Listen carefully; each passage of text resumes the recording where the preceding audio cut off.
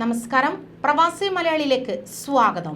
ഇത്തവണ കൊറോണ വ്യാപനം ഏവർക്കുമിടയിൽ പരത്തിയ ഇരുട്ടിൽ പ്രതീക്ഷയുടെ പ്രകാശം പരത്തിയാണ് ദീപാവലി വന്നത്.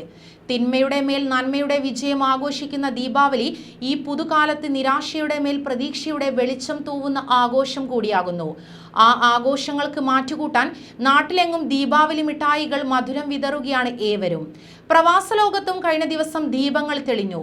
പ്രതീക്ഷകൾ നൽകി പ്രവാസികൾക്ക് പുത്തൻ അനുഭവമാണ് അധികൃതർ നൽകിയത്. എന്നാൽ പ്രവാസ ജീവിതം ഉപേക്ഷിച്ച് നാട്ടിലെത്തി തന്റെ ഗ്രാമത്തിൽ മധുര പലഹാര സംരംഭം തുടങ്ങിയ ചേളന്നൂർ സ്വദേശി കെ സുബിലിന്റെ ജീവിതം ഈ ദീപാവലി കാലത്ത് മനസ്സിൽ മധുരം പകരുന്ന അതിജീവന കഥയായി മാറിയിരിക്കുകയാണ്. കൊറോണ വ്യാപനം മൂലം ജോലി നഷ്ടപ്പെട്ടും ശമ്പളം ലഭിക്കാതെയും നിരവധി പ്രവാസികളാണ് നാട്ടിലേക്ക് മടങ്ങിയത്. അവർക്കെല്ലാം പോരു പ്രതീക്ഷ കൂടിയാകുന്നു ഈ അതിജീവനം. കക്കോടിയിലെ ബേക്കറിയിൽ ജീവനക്കാരനായാണ് സുബിൽ ജീവിതം ആരംഭിച്ചത്.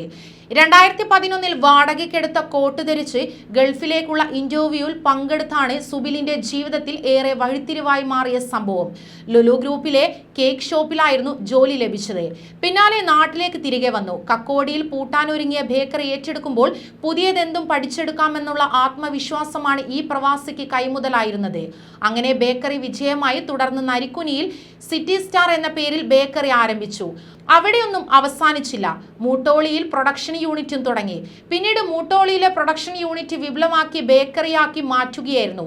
ഈ ദീപാവലി കാലത്ത് 150 തരം മധുര പലഹാരങ്ങളാണ് ഒരുക്കിയതെന്ന് സുബിൻ വ്യക്തമാക്കുന്നു. ക്രിസ്മസ് കാലമാകുമ്പോഴേക്കും കേക്കുകൾ മാത്രമായ ഒരു സംരംഭം തുടങ്ങാനും സുബിൻ ലക്ഷ്യമിടുന്നു. താഴെത്തട്ടിൽ നിന്ന് ആരംഭിച്ചാൽ അതിന്റെ വിജയം പൂർണ്ണമാകുകയുള്ളൂ.